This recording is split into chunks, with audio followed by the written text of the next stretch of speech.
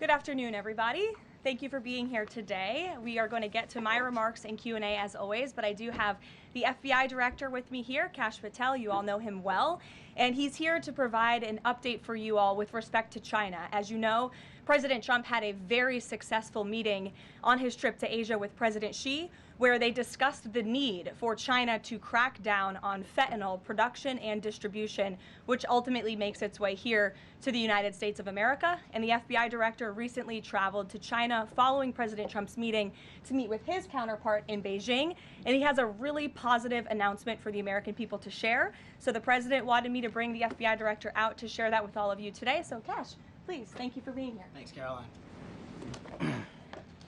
As Karoline mentioned, we have some tremendous news thanks to President Donald J. Trump once again for the American people. As soon as the President of the United States took office, he issued a mandate to rid America of the scourge that is fentanyl, a drug that has killed hundreds of thousands of Americans. Thanks to his leadership and direct engagements with China, we set up a framework to execute that mission 8 months ago.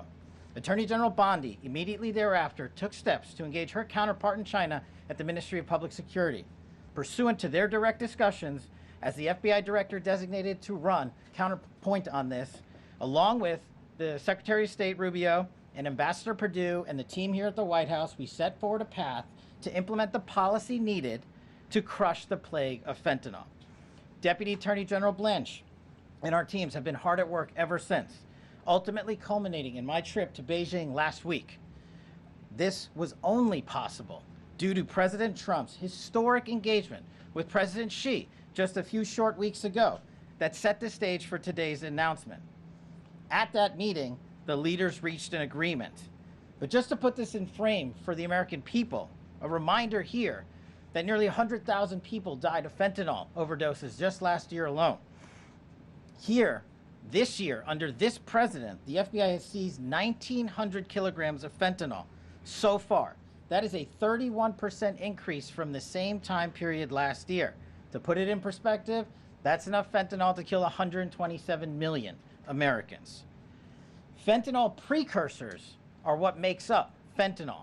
While we, the interagency, the Department of Justice, have been fighting hard to seize and stop drug traffickers, we must attack fentanyl precursors, the ingredients necessary to make this lethal drug. That was the sole purpose of my trip to China, to eliminate these precursors. And if successful, we would suffocate the drug trafficking organization's ability to manufacture fentanyl in places like Mexico. This was the first time an FBI director has been to China in over a decade and received the audience with his counterpart to address this matter directly. And again, thanks to President Trump's direct engagement with President Xi, the government of China committed fully to my engagement there on the ground in Beijing at a level never seen before. While at Ministry of Public Security headquarters, I met with my counterpart at MPS, where the Chinese government agreed on a plan to stop fentanyl precursors. What does that mean? The People's Republic of China has fully designated and listed all 13 precursors utilized to make fentanyl. Furthermore, they have agreed to control 7 chemical subsidiaries that are also utilized to produce this lethal drug.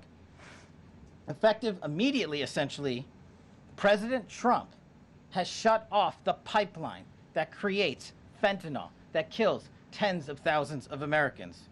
These substances are now banned, and they will no longer be utilized by the Mexican drug trafficking organizations or any other DTOs around the world to make this drug. This historic achievement has saved tens of thousands of lives. This historic achievement would not have been possible without the tremendous team of President Trump, the Attorney General, the Department of Justice, the Federal Bureau of Investigation, and Ambassador Perdue in China, whose ground-level engagements were imperative to achieving this result. This is yet another example of how President Trump defends the American people, provides security for the American people, and puts the American people first. This is a historic first-in-its-kind achievement by any president to stop the scourge of fentanyl, and it should be championed by every single American. This achievement will save lives. We are thankful for President Trump's steadfast leadership, and this FBI will fearlessly follow in his footsteps to ensure that this mission of safeguarding the American public is achieved every single day. Thank you. Thanks, Karoline. Thank you so much. Appreciate it. Okay. Thank you again, Director Patel. Before we get going, I do have one quick scheduling announcement. Tomorrow, President Trump will be joined by the First Lady in the East Room for an executive order signing aimed at expanding opportunities for education, career development, housing, and other resources for young people transitioning from foster care to adulthood. This is part of the First Lady's Fostering the Future efforts, which are a Be Best initiative. In other news, the Democrats dragged on the government shutdown for 43 days, the longest shutdown in U.S. history. But tonight, thanks to Republicans, the White House is very hopeful that this shutdown is going to come to an end. The damage caused by the Democrats with this reckless government shutdown cannot be forgotten. It is entirely the fault of the Democrat Party. Just look at the vote count. Hundreds of thousands of federal employees have missed their paychecks. Tens of billions in wages and benefits were withheld, impacting vulnerable families. Millions of low-income Americans missed their SNAP benefits. Nearly 20,000 flights at airports across the country were delayed due to staffing shortages, causing Americans to miss family events, vacations, and work obligations. According to Airlines for America, an estimated 5.2 million travelers have had their flights disrupted over the course of the Democrat shutdown. And our economy has lost billions and billions of dollars in economic activity over the course of this shutdown, hurting consumer sentiment and crushing the travel and hospitality industries. According to a CBO estimate, the Democrat shutdown could end up decreasing fourth quarter economic growth by 2 whole percentage points. The Democrat shutdown made it extraordinarily difficult for economists, investors, and policymakers at the Federal Reserve to receive critical government data. The Democrats may have permanently damaged the federal statistical system, with October CPI and jobs reports likely never being released. And all of that economic data released will be permanently impaired, leaving our policymakers at the Fed flying blind at a critical period. It's hard to recap all of this without asking a simple question: why?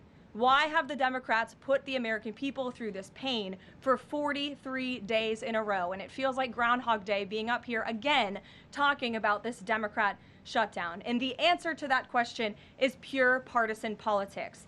They started this shutdown with a ridiculous demand to force taxpayer-funded healthcare benefits to illegal aliens who broke into our country. Even after it was clear President Trump and Republicans would never force American taxpayers to pay for free health care for illegals.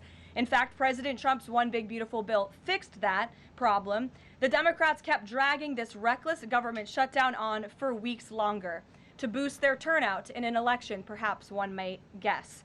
That's because the Democrats are totally captured by their far left-wing base, who only care about attacking President Trump, even if it means hurting innocent Americans in our country. The Democrats' weakness and their unwillingness to buck the fringe members of their party dragged this harmful shutdown on for 7 weeks and inflicted massive pain onto the American public. But let's be clear, the clean CR being voted on today in the House of Representatives that will lead to the reopening of the federal government is what President Trump and Republicans have supported from day one.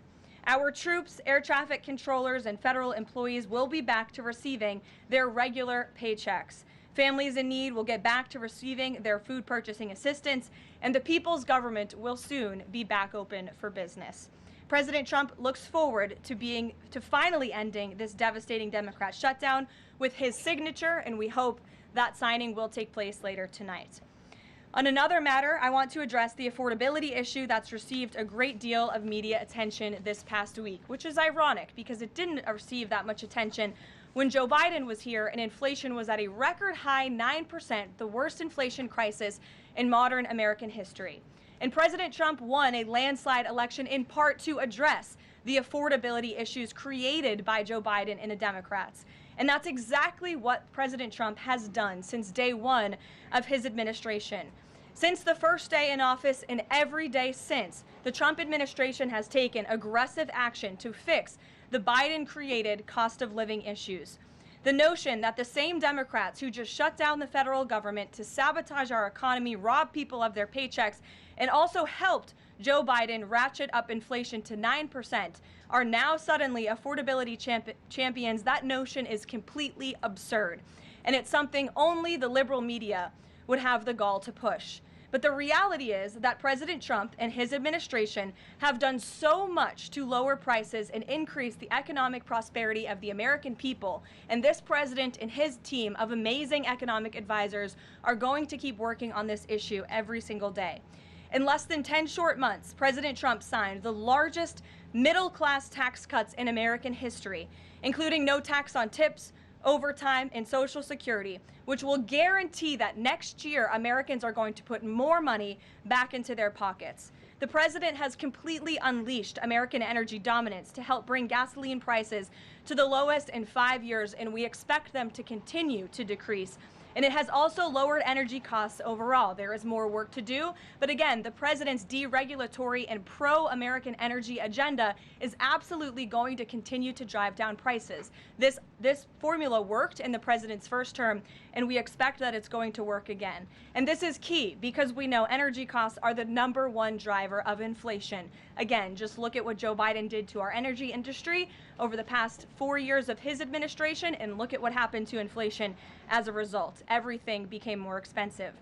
To lower prescription drug prices and healthcare costs, the president has been working around the clock on this issue. He is obsessed with negotiating these good deals on behalf of the American people to bring down pharmaceutical costs and drug costs for Americans, and he has done so on a number of fronts. You have seen him discuss that in the Oval Office several times. To fuel small businesses, lower their costs, and incentivize hiring, the Trump administration has already cut 30 unnecessary regulations for every new one on the books, which we know will save employers and small businesses across the country thousands of dollars in regulatory burdens. All of these pro-Trump policies are working, and they will continue to work. Wages are rising at the fastest pace of the start of a presidential administration in 60 years. The cost of the typical new mortgage is down by nearly $3,000 per year. There's much work to do, and this administration will continue to do it. But President Trump has already made great progress in cleaning up the economic disaster that was created by Joe Biden. With that, I will take your questions today, and in our new media seat, we have Bev Turner, who works for a new outlet, a UK outlet, but based here in Washington, D.C., GB News. Bev, thank you for being here today. Why don't you kick us off? Thank you, Caroline. So the clock is ticking on the Friday deadline by which the BBC must retract and apologise for their malicious edits of the president in the documentary shown last year. The recently resigned Director General of the BBC yesterday described the organisation as the very best of society and blamed the enemies of the BBC for this outcome. Also yesterday, a senior government minister launched a fierce defence of the channel in the House of Commons, saying that the broadcaster remains a light on the hill for people all over the world. So, does the president feel that the network is taking the situation seriously? Does he believe that they've shown sufficient regret? Does this strain the relationship between the president and the prime minister? And given that the organisation is publicly funded, is the president prepared to bankrupt the BBC in his pursuit of truth and justice? Well, thank you, Bev. There's a lot of questions in one there. I will say I know the president has a very good relationship with Prime Minister Starmer. You have been there. You've seen them in their interactions. You've questioned both leaders in your time joining us when we've gone to the United Kingdom a few different times now. However, he has always been very frank when he disagrees with leaders, even whom he has a good relationship with. And the BBC, being a fair news organization, is definitely an outlet. I think these two leaders would disagree. The president has made it very clear that this is a leftist propaganda machine that is unfortunately subsidized by British taxpayers, and he thinks that's extremely unfortunate for the great people of the United Kingdom and Great Britain. And I think that the president was deeply concerned by the editing, the purposeful and dishonest editing of his speech that was so clearly fake news, and he rightfully dubbed that term many years ago, and this is a classic example of that. We see it in the United States all the time. We see it now in the United Kingdom. As you know, the president's external legal counsel has filed a lawsuit against the BBC. We expect that to continue, and whether they apologize or not is up to them. Thanks for being here, Bev. Ouija. Thank you, Caroline. Sure. I have your statement about the new Epstein emails that have been released by House Democrats. Separate from why you believe the emails were made public, can you address their substance? Did the president ever spend hours at Jeffrey Epstein's house with a victim? These emails prove absolutely nothing other than the fact that President Trump did nothing wrong. And what President Trump has always said is that he was from Palm Beach, and so was Jeffrey Epstein. Jeffrey Epstein was a member at Mar-a-Lago until President Trump kicked him out because Jeffrey Epstein was a pedophile and he was a creep. And this email you refer to with the name of a victim that was unredacted now and has since been reported on in this room, so I will go ahead and say it, Virginia Giuffre. And it was CBS's own reporting, Ouija, that recently wrote that Miss Giuffre maintained, and God rest her soul, that she maintained that there was nothing inappropriate she ever witnessed, that President Trump was always extremely professional and friendly to her. And so I think it's a question worth asking the Democrat Party, and you should all go ask them after this briefing, of why they chose to redact that name of a victim who has already publicly made statements about her relationship with Jeffrey Epstein and is unfortunately no longer with us. Mary. Thank you, Karoline. Two questions on this. In the interest of transparency, why not just go ahead, release the full files on Epstein, get this all over with? This administration has done more with respect to transparency when it comes to Jeffrey Epstein than any administration ever. In fact, this administration, the Department of Justice, has turned over tens of thousands of documents to the American people.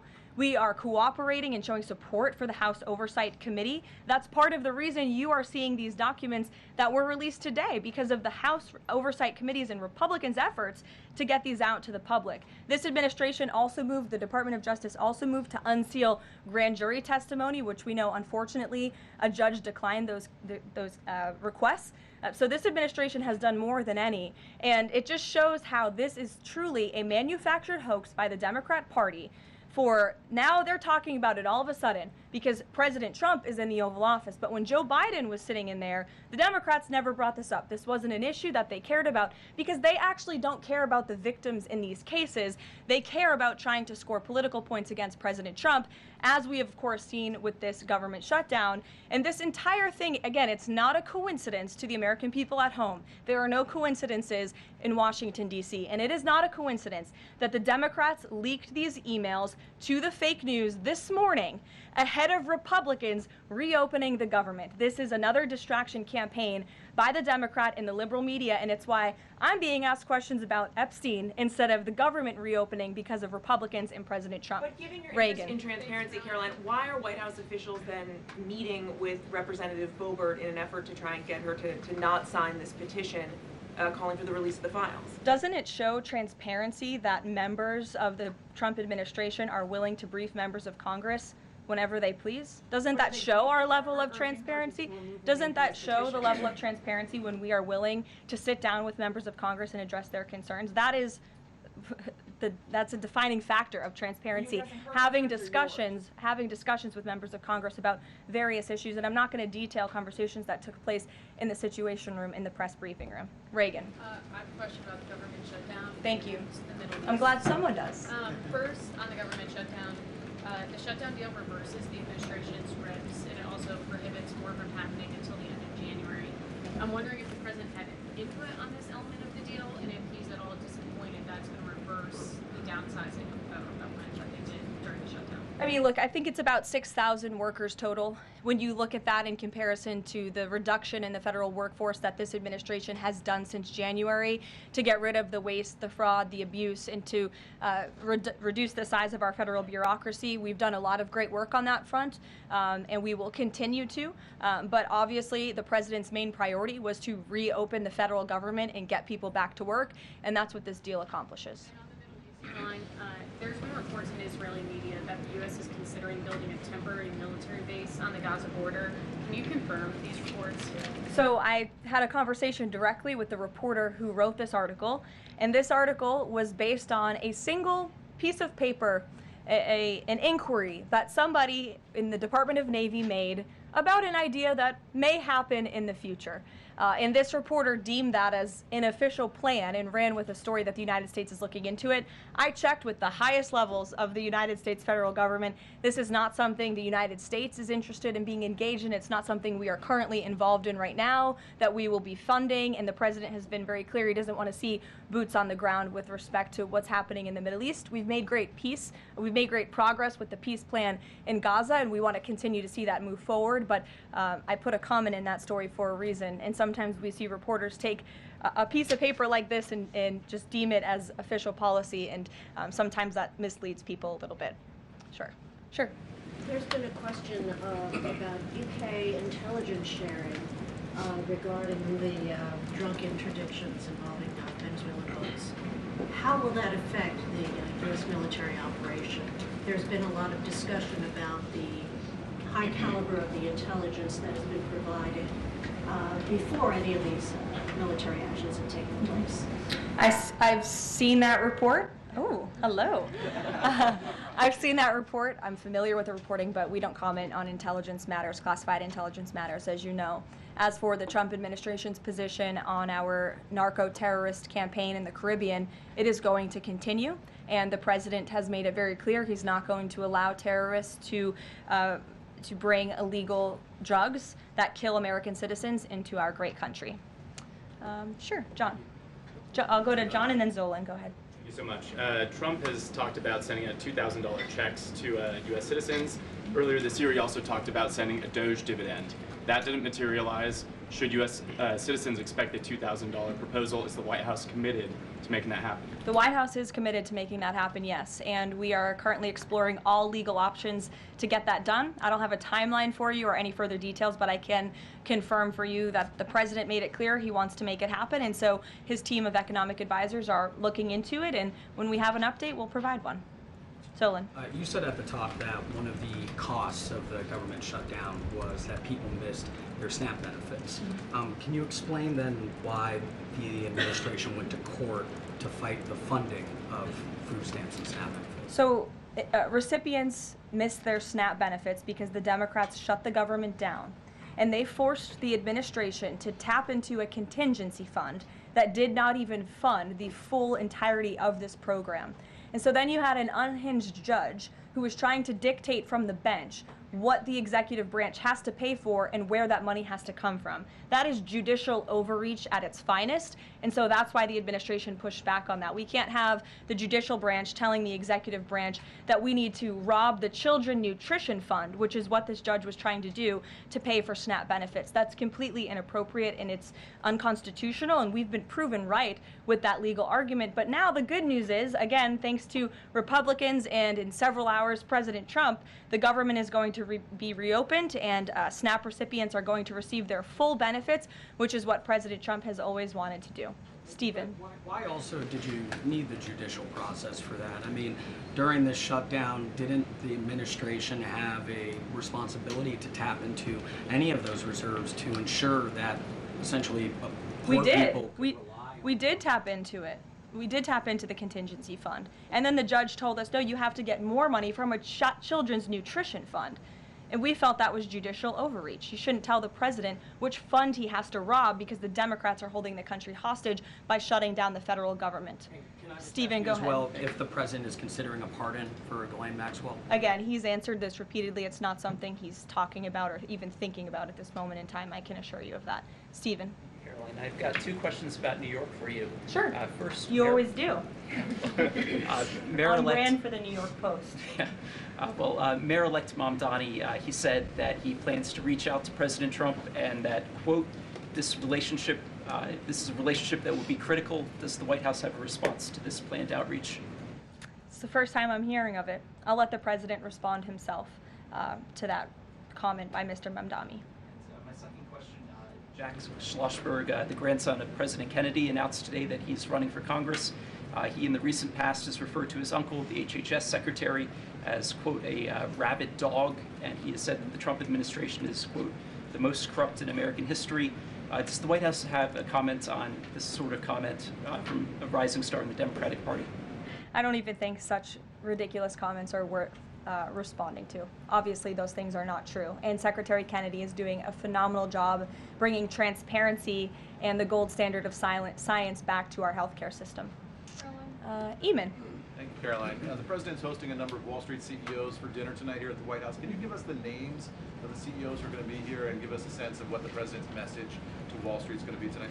I don't have a full list for you in front of me, Eamon. I know you've reported on some names, and we've helped you navigate whether those names were truthful or false. But I know the President actually plans to bring some of you into the dinner tonight, so you'll see for yourself in several hours if that's okay with you. And there's been some reporting that the White House is frustrated with Bill Pulte and the rollout of this proposal for a 50-year mortgage. Can you tell us if the White House is frustrated with that rollout and if the White House still supports the idea of a 50-year mortgage for Americans? This is a proposal that the President himself has commented on. I would defer you to the President's statements, and it's something that the administration is discussing and seriously looking into. Sure. Thanks, Caroline. Danny, and then go ahead. Thank you. Some Democratic members of Congress have invited Britain's former Prince Andrew to testify on the Epstein scandal. I was just wondering if President Trump thinks that former Prince Andrew should indeed come and testify to Congress on that. I haven't spoken to him about that specific matter, but I can ask him and get back to you.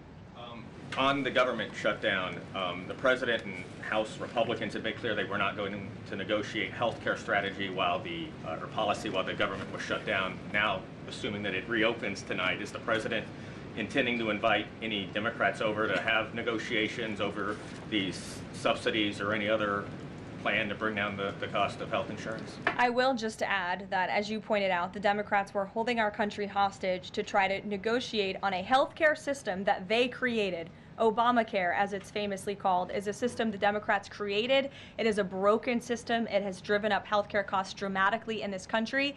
And now they shut the government down to try to fix that system they broke. It doesn't make any sense to us, which is why the President said that's a completely untenable position. However, once the government reopens, the President, as he's always maintained, is absolutely open to having conversations about healthcare. And I think you'll see the President putting forth some really good policy proposals the Democrats should take very seriously to fix, again, the system that they broke. You can't trust the same people who broke the system to fix it, and so the American people will continue to hear from the President on this issue. Follow up on the question about the $2,000 payments off tariff revenue. The President had also talked about using tariffs to bring down the national debt. Would this be in lieu of that? Like, this is now the new way to maybe to use that tariff revenue? No, the President put out a statement on this clarifying he wants to do both things with the tariff revenue that he's bringing into this country. Trillions of dollars are expected to continue to pour in, and it's part of the reason that the Supreme Court case is so vital for our country's future, to restore our manufacturing industry in this country, to protect our national security, to continue to allow the President to use tariffs as leverage to negotiate economic deals that, again, are good for our national security. And that revenue can then be used for various reasons, to pay down our debt and also perhaps to give these rebate checks back to Americans, which, again, the White House is exploring the legal options of how we can get that done. Catherine, go ahead. Caroline, Viktor Orban said this week that President Trump has promised Hungary some kind of financial shield. Do you have any details on how that will be structured or what that would look like? I don't, but I'm happy to check with the National Security Council and get back to you. One more. You recently said you'd check with President Trump about why he needs to get an MRI on his recent trip to Walter Reed. Do you have any more detail on that? I do, and I'm glad you asked. As stated in the memo provided on October 10th, President Trump received advanced imaging at Walter Reed Medical Center as part of his routine physical examination. The full results were reviewed by attending radiologists and consultants, and all agreed that President Trump remains in exceptional physical health, which I know all of you will see with your own eyes later this evening when he opens up his dinner to the press, and perhaps you will see him when he signs the bill to reopen the federal government. So stay tuned on plans for that. Thank you, everyone.